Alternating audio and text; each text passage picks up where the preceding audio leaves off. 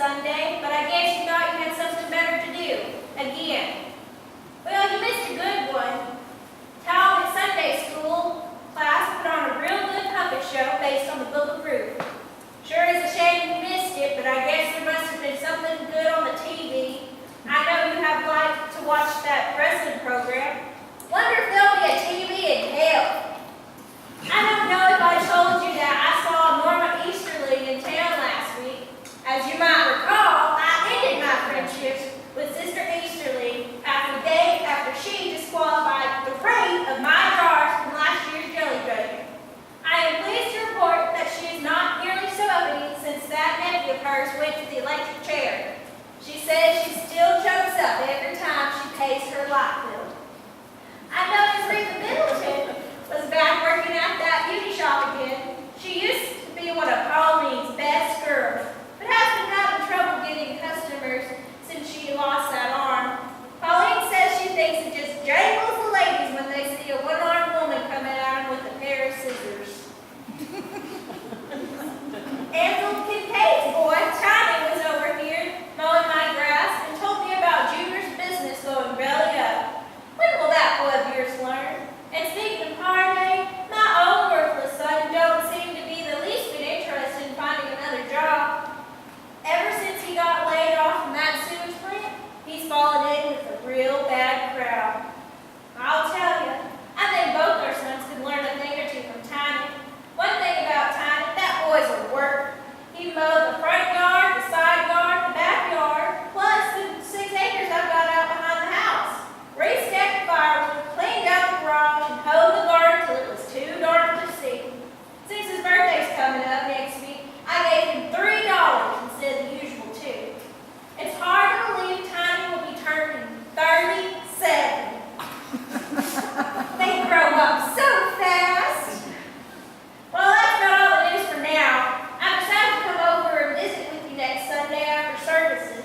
One of you, and I'm not saying who, bud, needs to get right with the Lord, and I'm just the lady for the job. We're going to spend the whole day in prayer, discussing scripture and singing hymns till we wear you down. Like it says in 2 Peter 3:8, one day is with the Lord as 1,000 years. This has been your sister, Marguerite. Well, what do you think of that, bud?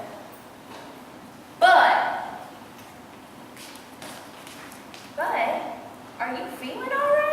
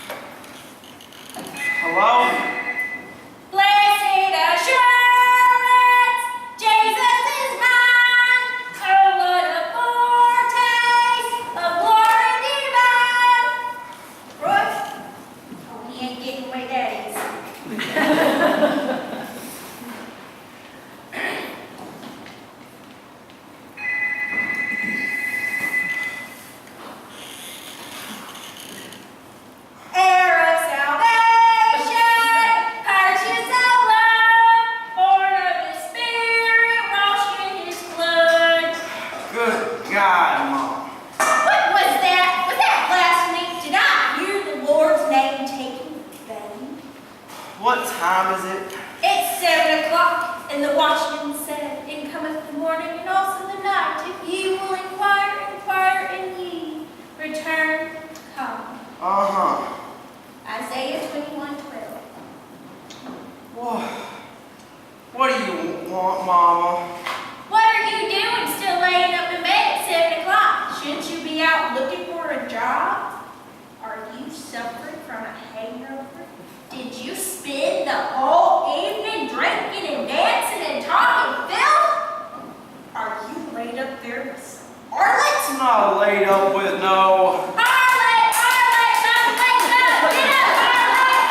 You stop that! There ain't no harlot here, for God! Was that blasphemy again? No, Mama. What do you want? Well, I guess Mother can't call up her good-for-nothing son just to see how he's doing. Well, Mama, why don't you ask me how I'm doing so I can go back to bed? I ain't got time to listen to your problems, boy. I got too much to do. And you're on the mud pass this morning. Good God. That's three GOVs, and it's only 7:05 in the morning. What did he die of? Stroke. No surprise. It's been hanging by a thread for years. Well, I'm really sorry to hear that. You know what I'm sorry about? Your Uncle Bud didn't belong to any church whatsoever. Always mocked and scorned the doings of the good Christian people. You know what that means. Mama, don't say it. Roasting on the end of a pitchfork as we speak. Mama, it's awful. Crying out in eternal agony. Mama. Flesh torn by demons. How's that right now? You know the widow, how's she doing? How do you think she's doing? Her husband just dropped dead right there in the recliner this morning. Awful. She's doing awful. And that's why we need to go over there and offer her good Christian counsel and comfort. What do you mean we? Are you telling me you're going to turn your back on your family in this time of tragedy? Can't Ray Bud and them come and get you or something? No, Ray Bud and them can't come and get me. And besides, I'd die ashamed if my own son would take me over to my only brother's grieving widow. All right, what time do you want to go? What time do you think I want to go? Next month? Now! Get your lazy worthless self out of bed right now and take me over there now! I love you too, Mom.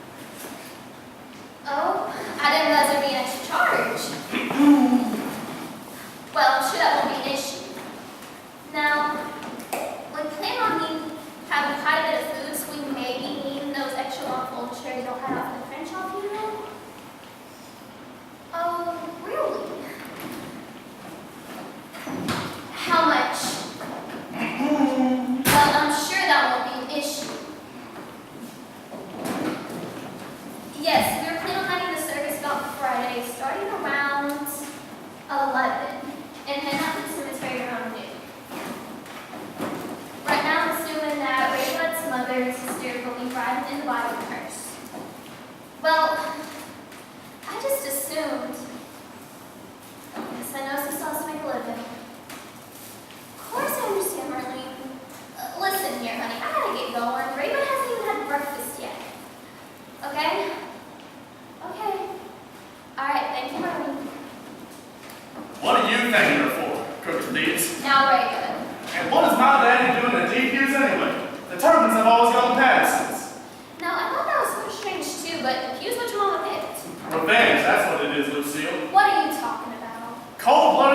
friend. After all these years, he's got me by the throat. Who's got you? Cecil Depew. Don't you remember when Cecil peed his pants in 4th grade? P.U., here comes Depew. I started it and followed him all the way through high school. Right. Now he's gonna nickel and dime me to death. Right. He's gonna break me. Right. You gotta calm down, okay? Pew is your mama's choice, and we just have to respect that. And I know this is a hard time for you. I know how much you love your daddy, but I loved him too. Him and your mom were always so kind to me, and they never failed to send me a card after every single one of my miscarriages. And I remember how Daddy Bud would always write the same sweet thing. I don't know how to get through this, Lucille. I hate funerals. I hate everything about it. I know, honey, but we're a family, and we're gonna hang together. And speaking of family, your Aunt Marguerite has volunteered to stay with Aunt Brunel. And Junior Suzanne didn't stay with us. They're not staying there, Lucille. Right, he's your brother. Hey, you can shack up down at Motel 6 for all I care.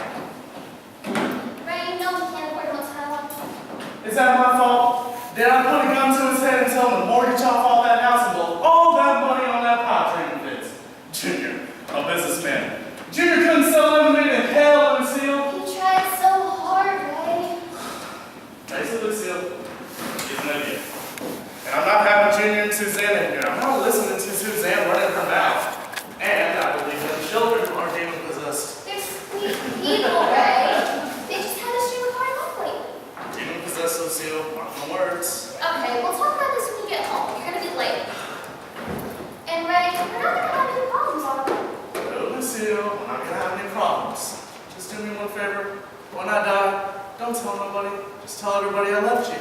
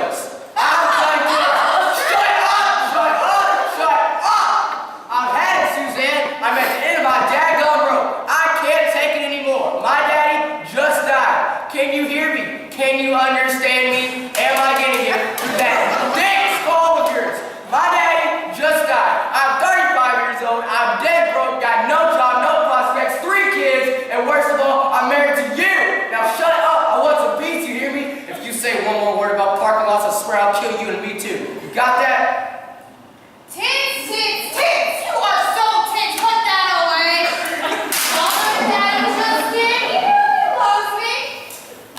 What do you got on your mouth? Spit it out! You know what kind of food? Junior? What? Do you know what this is? It's a woman's earring.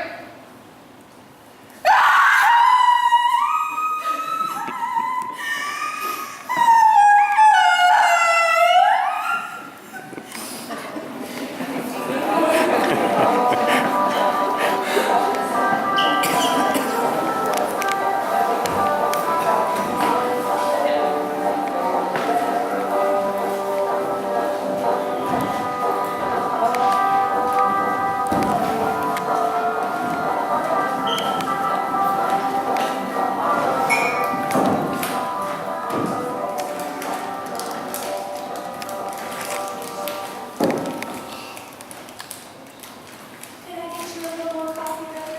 No sense in turn, but I'm fine. You just rest it. I know this has been a hard day. Yes, it has been. How are you doing, life? Okay.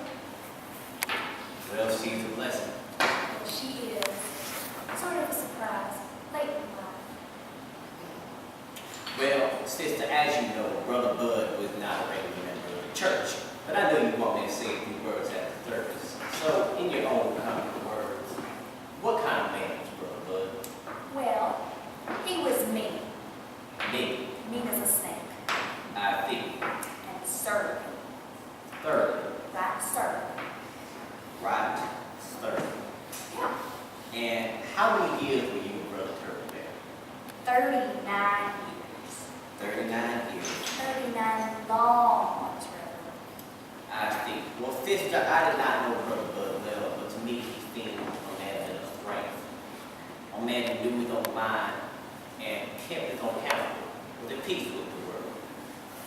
A good neighbor, a husband, a friend to go to when you have had. Well, that's because he was old and sick. Well, in my experience, sister, it's best to remember the happier times. You and Barbara Lee, Reverend. Well, I believe I've got all the information that I need. I'm sure you've got bad income and all, so I'll just be on the way. Well, I guess that about wraps it up.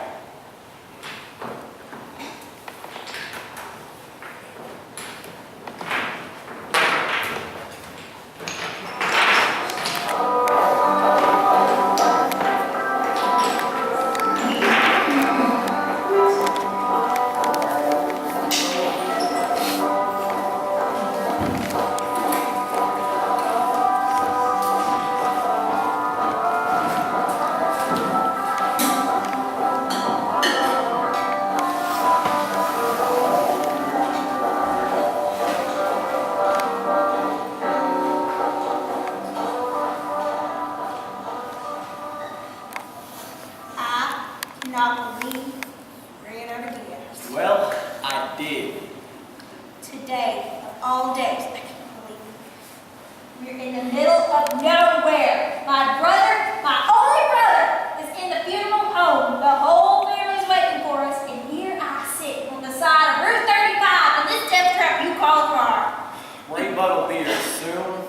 It's been about half an hour since I last called him. He said he'll be here as soon as he can.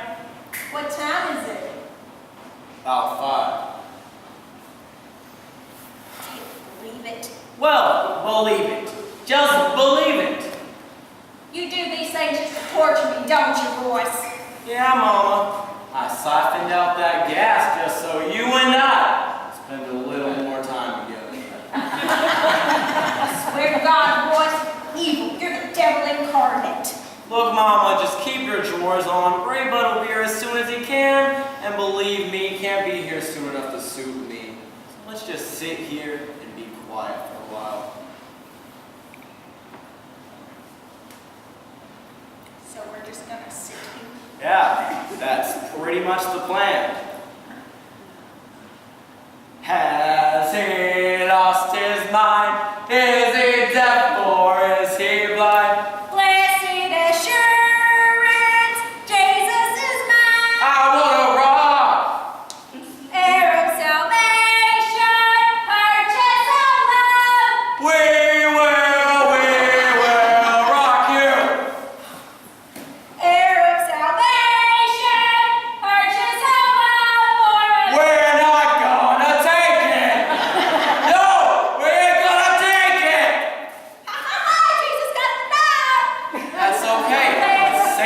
got the car keys. What happened to you, Royce? Why'd you turn out so evil? I can't believe you're my son. Just lucky, I guess. To think I was in labor with you for 17 hours.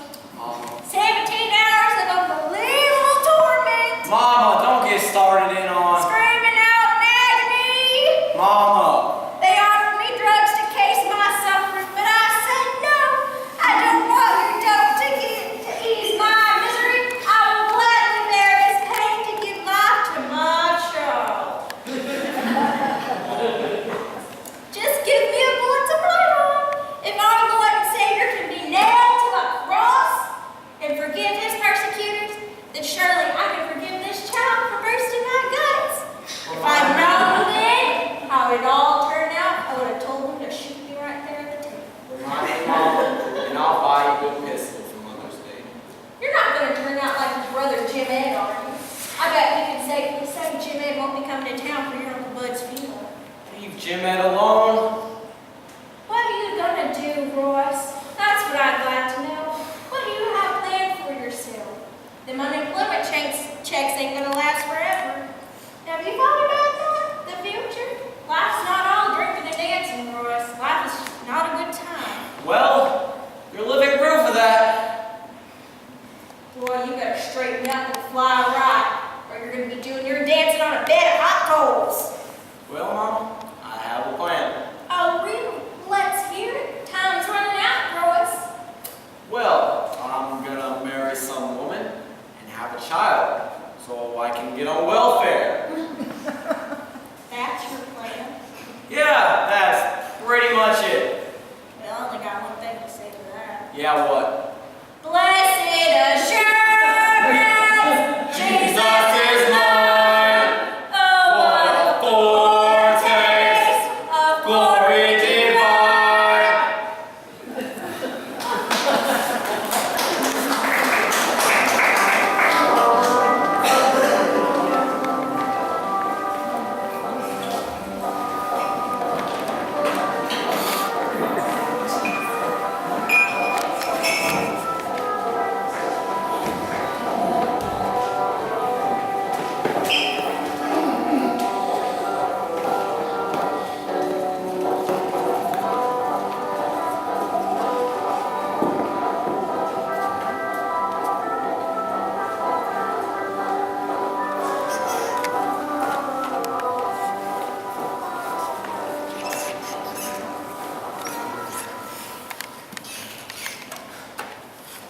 Well, Mama, do you see anything that strikes your fancy?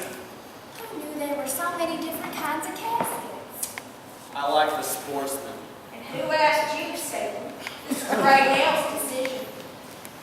Well, yeah, that one's nice. Oh, they're all nice. It don't really matter. What do you mean it don't matter? Of course it matters. You want to bury him in a pine box? Oh, of course she does, Aunt Marguerite. Mini corn dog on the rack. Thank you, Lucille. I like the diplomat. Yeah, that one's very pretty. Looks awfully sturdy.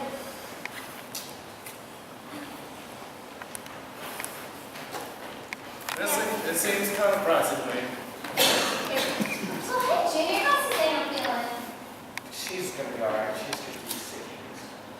Oh, how awful. Mini corn dog? So, decide on anything yet? No, I was just looking over a few models. Oh, it's so hard to choose. What do you think, Junior? I like the children's farm. You do, Mom. It's awfully pretty, isn't it, Ray? Once again, it seems kind of pricey. Oh, well, maybe you're right. No, no, no. I don't want you thinking like that at a time like this. This was our one and only day, and we're going to do everything the right way, first class. No skipping on the flowers or nothing. Oh, Ray, but can I just come use the kitchen for a minute, honey? No. I want to hear Junior's thoughts on all this. Well, I was just saying how Mama shouldn't worry about this. We're a family. We'll take care of it. That's what family's for.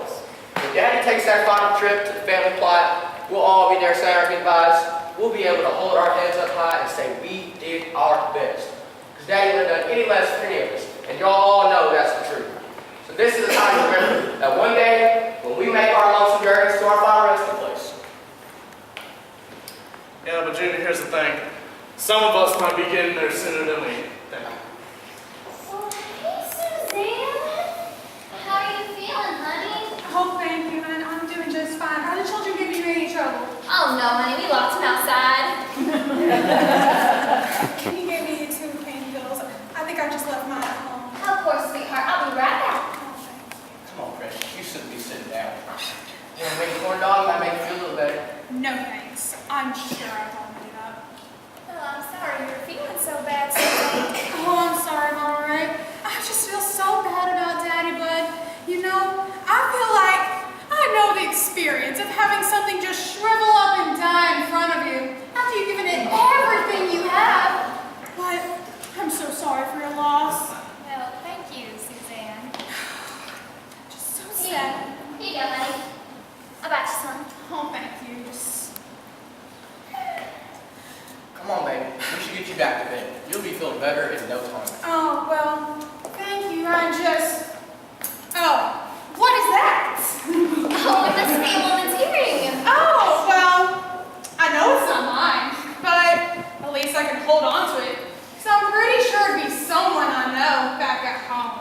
Because I don't wear anything this cheap and tawdry. Let's get you to bed, honey, before pills kick in. Yes. Well, my vote's the gentleman farmer.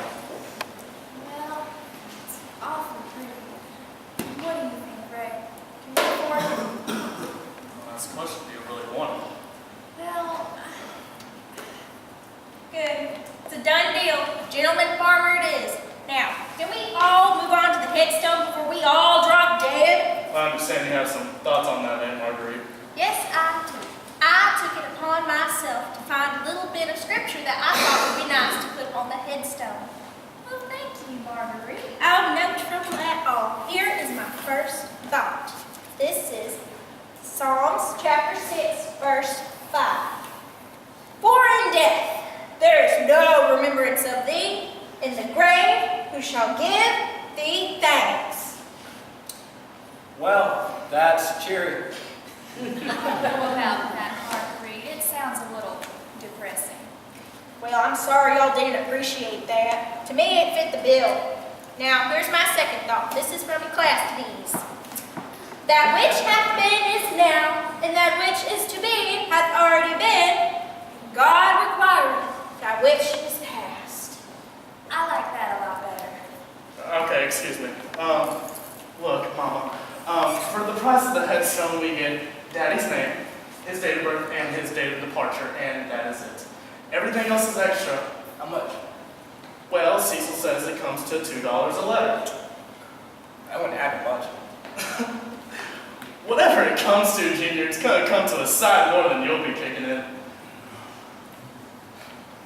you saying I'm not going to pay my fair share? Is that what you're saying? Who do you think is gonna pay for it? You? Delightful? It's gonna be me, you moron. Now, Ray, you hush. How much is it? Well, I'm so glad you asked me that, little brother. Because I've been keeping tally. There.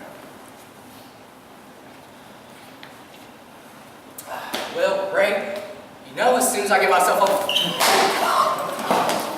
it! Stop it! Stop it! Stop it! Stop it!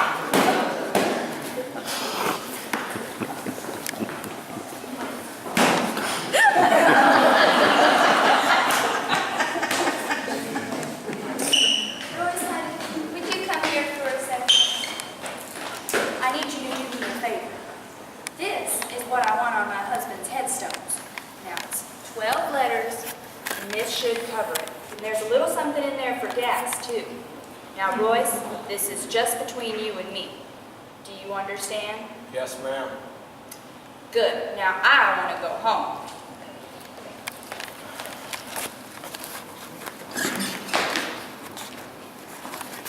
Mean and surly.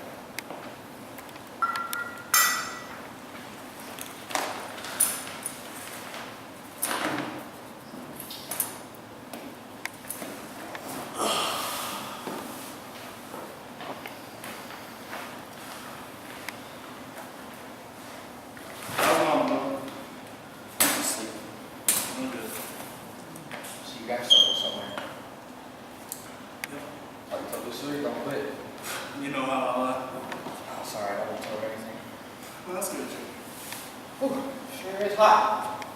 Sure could understand why I'm thirsty. Woo-wee. Sit down, Junior. Thanks, Ray. Don't think nothing of it. Sure is funny how things work out here. Yeah, I just laugh myself to sleep every night. Life's a mystery. Full of twists and turns. Just don't know, do we? No, not meant to know. It's alright. You don't have to apologize. I understand. I'm sort of sorry about hearing you sleeping in that last week. Thank you, Junior. I guess she's all to work better. Good God, I wish you'd just stop trying. Last time was the absolute worst. The doctor told us if she wanted to keep the baby, she would have to lay down on her back and not move for nothing. So we talked about it. And we had a long, drawn-out discussion, and we decided to give it another shot. So I told her to lay down and not move for nothing. I went down to the rec cell to get her prescriptions filled and to get her a bedpan. And I guess I was gone for about 30 minutes or so because, when I came back, you know the rest of the story, Junior. She lost him. She didn't even know. Good God, Ray, what'd you do? The doctor called me and told her to bring her right in. God, Junior, it was an awful sight. Me dragging Lucille through all those people kicking and screaming. Ray, that's the most awful story I've ever heard. I thought I had it bad. I was sort of sorry to hear about your business going under. Yeah, it's alright. So what would it have been like if you didn't exactly hear this? Oh, let me guess. You've been screwing around on Suzanne, have you? How do you know? You've been driving around in your car wearing long, dangly earrings, Junior? Lucille tell you? Yep. I don't know yet. Nope. God, Ray, I don't know how it happened. It just sort of happened. I was in the Stewart's parking lot giving them sort of a free sample. And this lady came up and started packing bags into the back of her trunk. She asked me what I was doing, and I told her about the machine and all. She acted real interested. So here I was sitting on top of this machine, and it made me feel proud. Like a real man, like Daddy was. I was in business. I was a businessman.